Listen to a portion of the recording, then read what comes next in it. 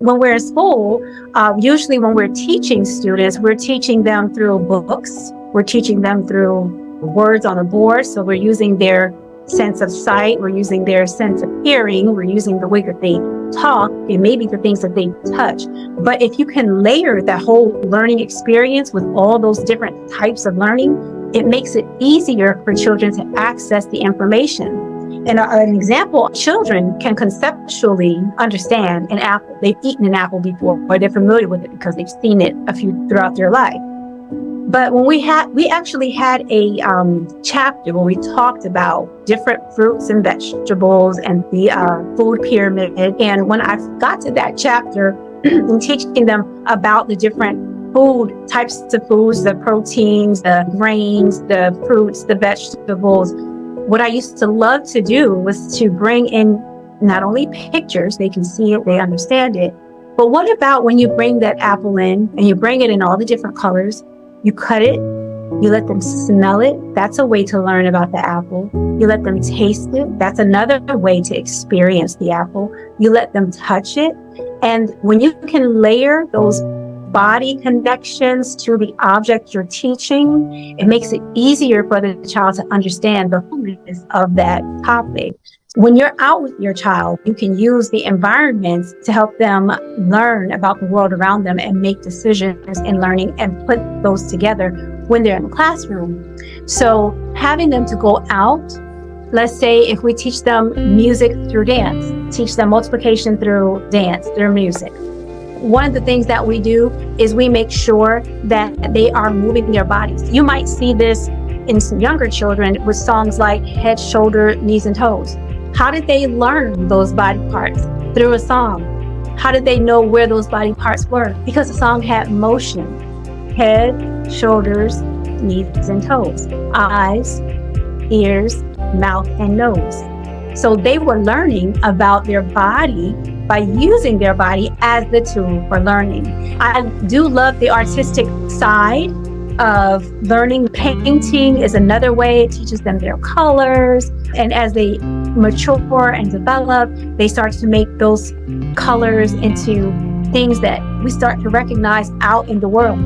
Going on a scavenger hunt is a really great way to connect with nature and how things work, and to help your child make those connections. In stories, sometimes they can be very descriptive, and you could take that story and read it out and have your child paint or draw or build what they think that image in the story that they describe might look like. And with this new age of AI can do the same thing. So you could type the information into an AI app and it will print out the picture, and you could have your child compare their picture to what AI has drawn based on the words that were in that story. And these are just great ways at home to get them interested in the learning.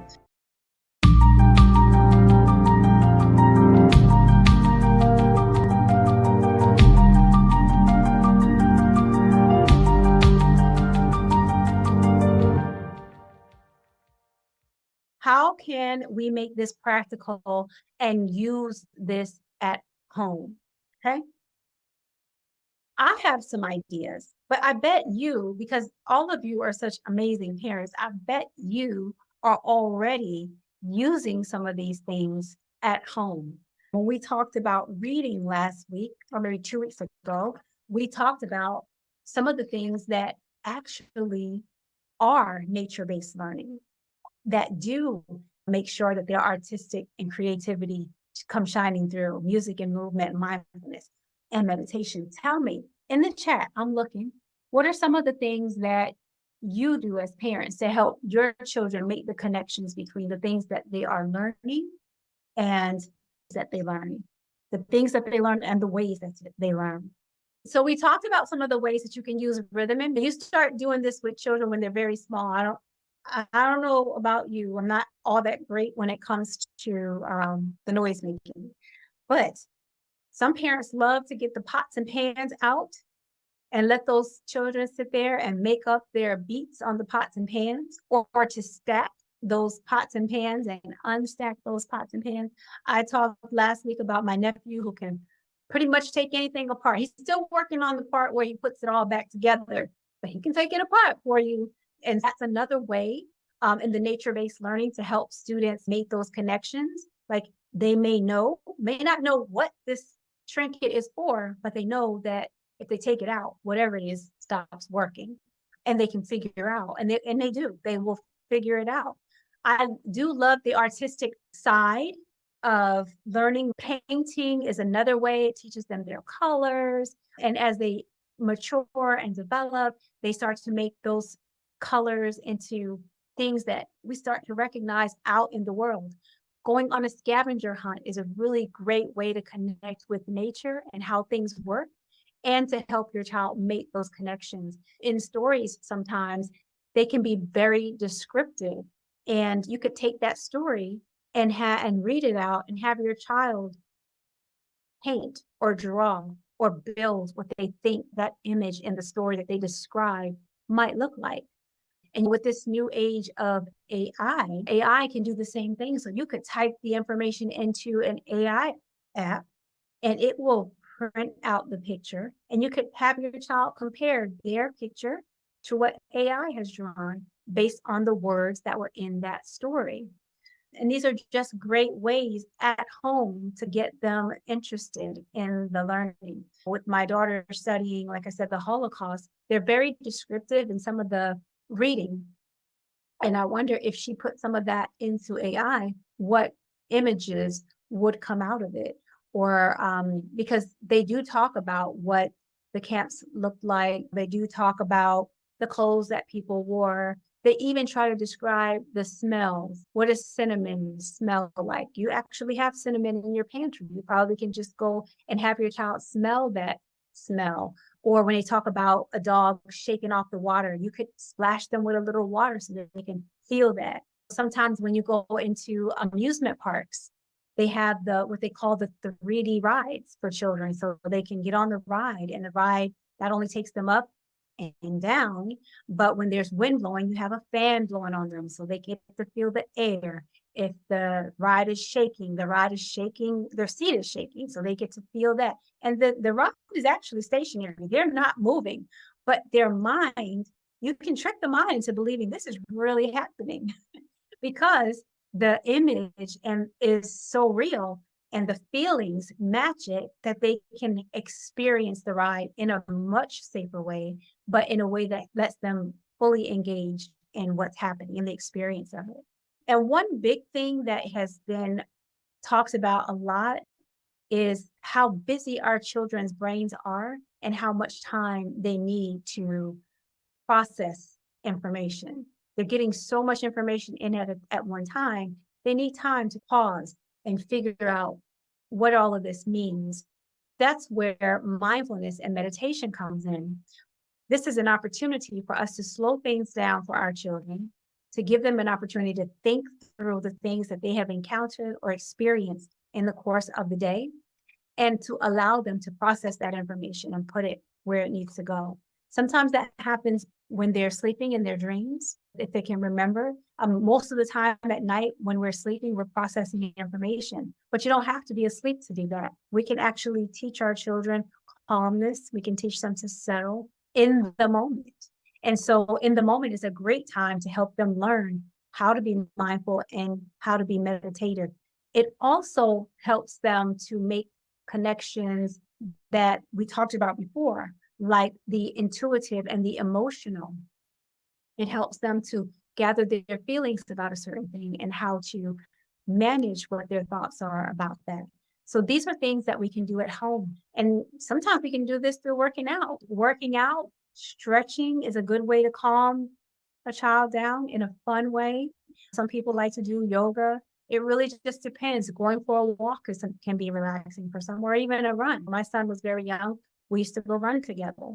It helps to get your child involved in these activities because it sets the pace for their learning. They learn to settle themselves. They learn how to calm down. They learn how to be in a moment instead of letting a moment run them, which helps them in other ways too.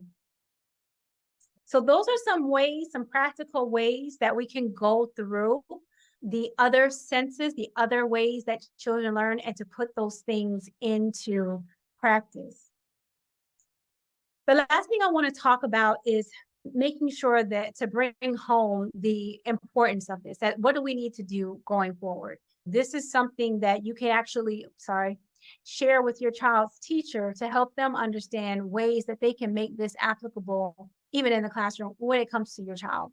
I talked about the diversity and inclusion part of it. We have classrooms now that has all types of learners, some learners with disabilities and some without. But we all want to respect how the students learn. And we call that, the way to do that is through differentiation. That's what that is. But it's actually taking information and presenting it in different ways based on how children learn. If we have children who need to learn information through the five senses, that's fine. But if we can address a multisensory type learning, we've differentiated the learning so that someone else can be able to access it even better and even more. If we have tied that to an emotional connection, or we've tied it into their intuition, or we've tied it into their environment or their movement, their body, their space, then we've taken that concept and we've addressed it across all the areas of learning. And you'll start to see how learning in these different ways impacts your child's connection to themselves and to each other, but it also develops in them sympathy for other people because they begin to connect in that way, and empathy because they've experienced some of the things. And so they begin to connect in that way. And that's important for learning. It's important for all of us to build those connections and make learning more real, more apparent for us all. All right, that's pretty much it. When it comes to learning beyond the five senses, that sixth sense is actually about 4 or 5 more senses, but you can make sure that you're addressing all the different ways that your child learns, so that will help them do better in school and help them not only academically, but socially. It'll help them internally as well. I hope you found the information helpful, and I hope to see you next time.